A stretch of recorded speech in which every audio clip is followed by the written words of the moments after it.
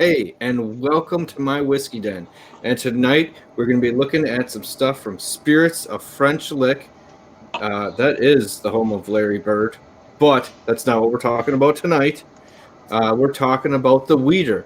And when we get back, Mike's going to do the talking. Let's get into it. 1, 2, 3.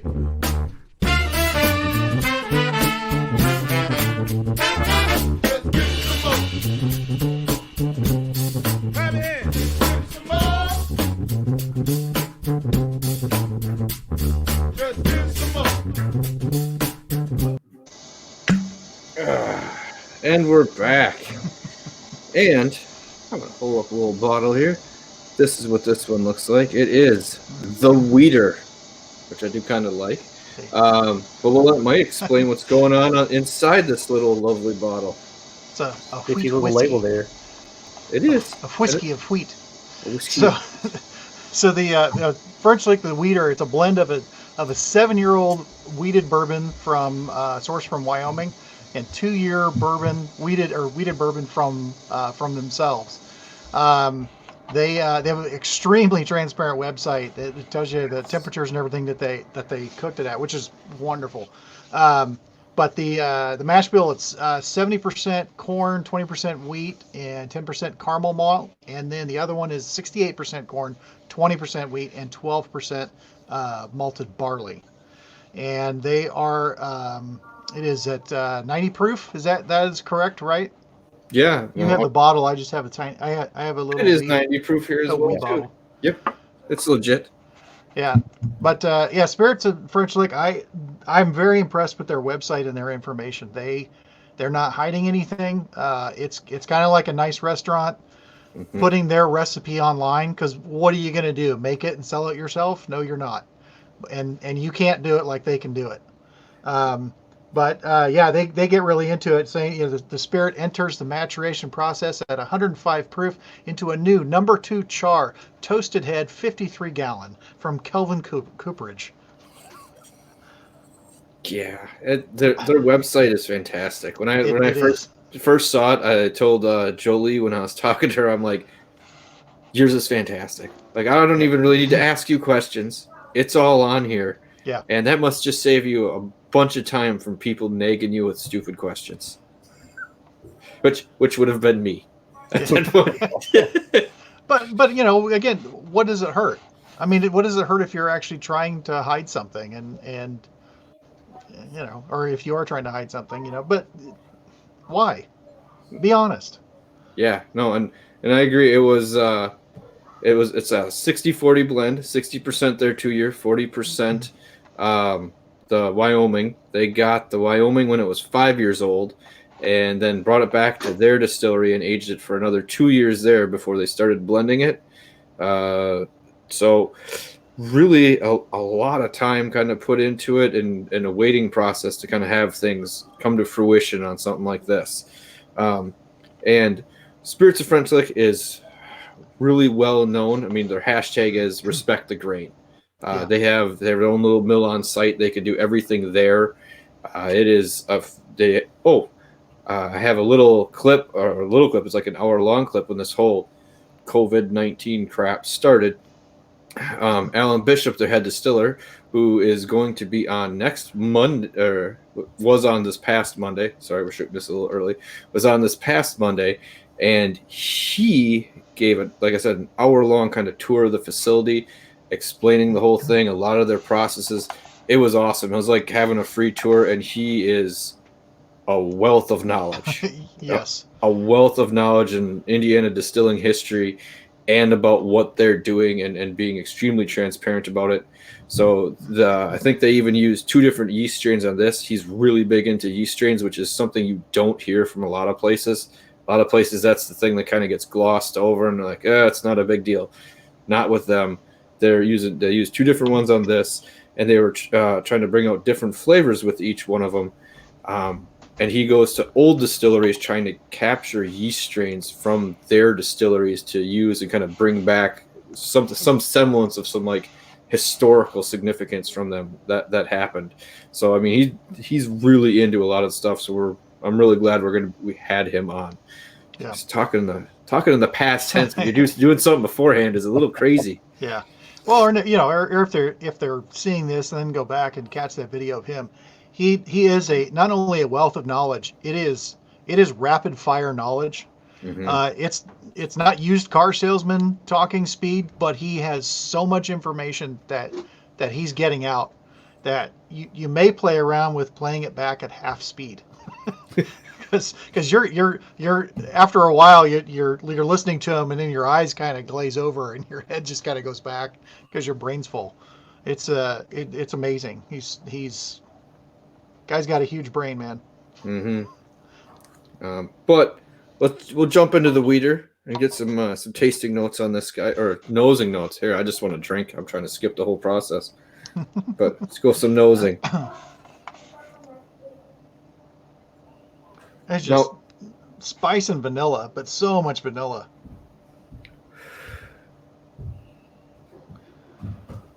Yeah, vanilla, cinnamon, black tea. Yeah, I get the strong tea. It's something, kind of like something like a caramelized candy. Yeah, Caramelized nut. Very light. Like this is another one where, like, if you watch some of the reviews last week of Great Lakes Distillery, you can get your nose in on this one too. This one's like 45. Yeah, you can get down in there to see what's going on. But what you guys have all said is pretty accurate on that. I'm a big fan of Wyoming whiskey, their bourbon, so I instantly recognize some of the notes. They're familiar in this. And one of the things I'm picking up, it's a little bit buried in there, a little power suggestion here maybe, but something I like about the Wyoming is there's a note of blueberry. See if you pick that up at all. It's a little bit buried in this one, not as forward as it is the standard Wyoming, but it'd be faint. Something I like, yeah. It'd be faintly in the background of this. But yeah, I was gonna say you guys kind of nail it with the rich vanilla kind of. Oh yeah. Kind of a caramelized note, baking spices in there. And I have not been on, and it's a phase. I have not been on a wheat kick lately. Like I've just when I've been having wheat ones, they have not been jumping out to me lately.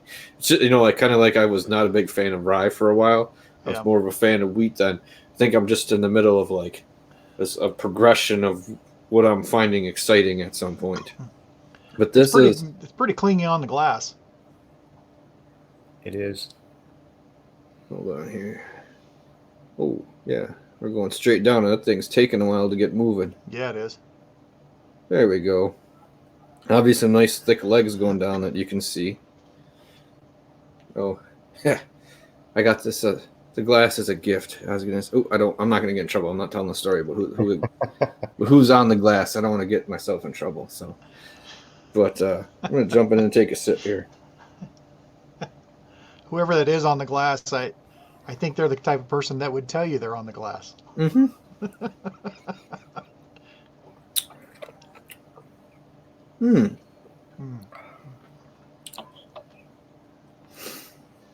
Okay.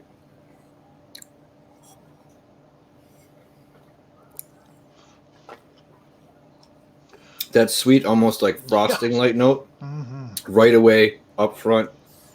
That kind of fades into the almost like a kind of a rye spice kind of barrel note after that.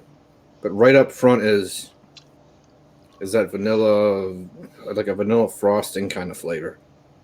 Okay, this is good because a lot of the wheats I'm getting lately, I have not been having a lot of punch of flavors from them. But that's me. Like I said, that's not you guys. That's just me. So. Yeah, I do get that sweet. Patrick the Anomaly.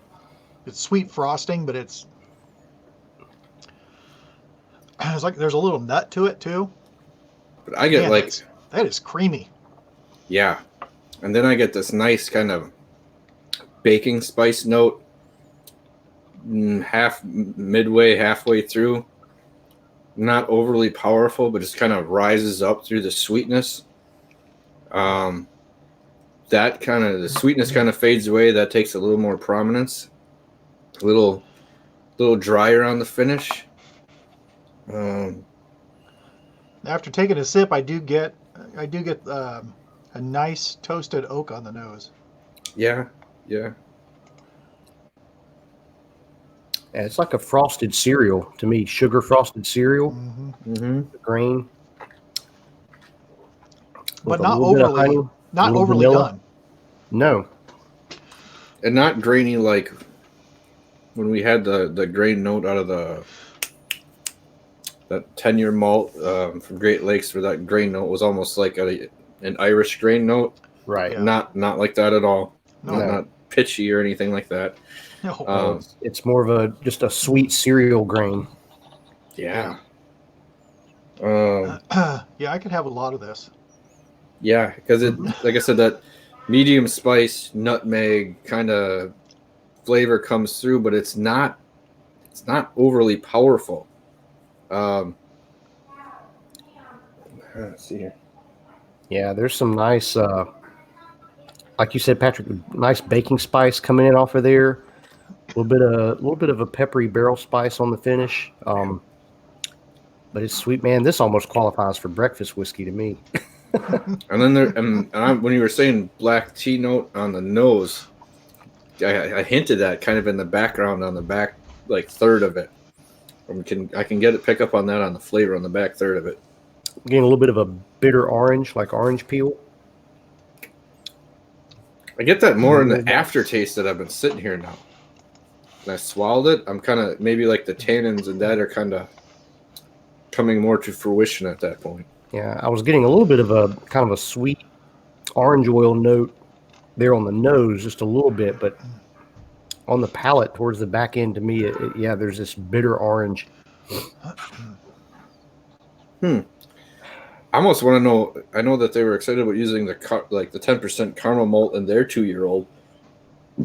I'm intrigued by what that's doing because I am. I think we've had that one other time and something else, but I think I'm enjoying that like minutes kind of bump in it. Me dreaming. I would almost want to try an entire single malt of caramel malt just to see, or something that's got 20-30%, but Mm-hmm. kind of like I think was Guy jumping in about, or not Guy, but Russ was talking about the one he would want to do. I think it was like a strawberry malted barley or something.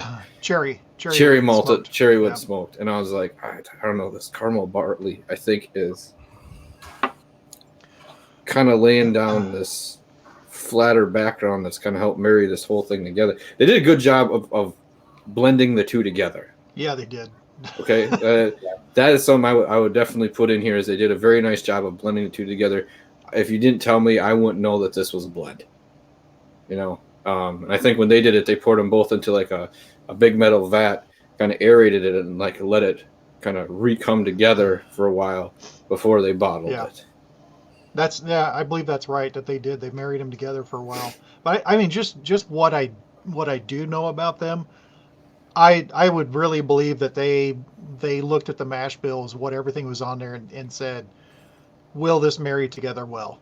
Instead of we're just going to blend these two. It's like we're going to adjust these to where they do marry together really well. This is a really, really nice whiskey. Like I said, I could see drinking this. I could see drinking it a lot, but not not so much in quantity on the pours. But man, you could really sit with this one for a long time. I just added some water, and the nose, it kind of flattened out a little bit, but it brought forward this really interesting kind of a lemon sugar cream frosting. Alrighty then. Yeah, hold on a Note to second. me. Then. Peer pressure. Yeah, that's okay. I've always been good at caving to that. Oh, you're right. You can tell in the nose right away that like the baking spice kind of deeper note kind of went away there already. Yeah.